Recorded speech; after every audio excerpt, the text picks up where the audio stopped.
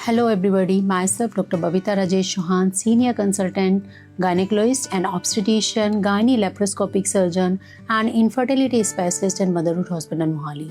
तो आजकल गर्मी बहुत ज़्यादा हो रही है, तो इस गर्मी में हमें क्या क्या ध्यान रखना चाहिए वो बहुत इंपॉर्टेंट होता है। वैसे तो pregnancy is very beautiful journey for the mother, but during summers and extreme heat, some precaution should be taken so that the mother and baby will be healthy.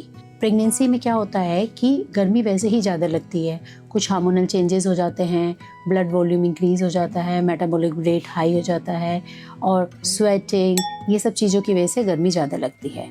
तो हमें अगर हम ध्यान नहीं रखेंगे तो कुछ सिम्टम्स आने लग जाएंगे, जैसे कि पेशेंट को डिहाइड्रेशन होने लगेगा, हीट एग्जॉशन होने लगेगा, प्लस उसमें उसको फेंटिंग, सिंकिंग, इस तरह के प्रॉब्लम हो जाएगा और यूरिनरी ट्रैक्ट का इन्फेक्शन हो सकता है और इन एक्सट्रीम केसेस में पेशेंट को यूट्राइन कॉन्ट्रैक्शन या फिर प्रीटर्म लेबर हो सकती है। तो जब भी बाहर जाना है आपको पहले तो टाइमिंग डिसाइड करना है कि जिस समय गर्मी ज़्यादा होती, ज़्यादा हीट एक्सपोजर होता है तो उस समय अवॉइड करना है, जैसे 12 PM से और 4 PM तक हमें अवॉइड करना है। और अगर जाना भी है तो आपकी जो क्लोथिंग होनी चाहिए वो लूज़ फिटिंग होनी चाहिए, टाइट नहीं होनी चाहिए, लाइट कलर होना चाहिए, प्लस कॉटन होना चाहिए। और अगर आपको बाहर जाना है तो कैप और गॉगल्स लगा के जाएंगे और सनस्क्रीन लोशन लगा के जाएंगे और हो सके तो शेडेड एरिया में ही आपको रहना है। तो अगर आपको एक्सरसाइज करनी है ना, तो एक्सरसाइज में ऐसे नहीं फ़ैन और AC ऑन करके आपको एक्सरसाइज करनी है। इन केस आपको बहुत स्वेटिंग होती है, चेस्ट पेन हो रहा है या कॉन्ट्रैक्शन आता है, उस केस में आप एक्सरसाइज को स्टॉप कर देंगे।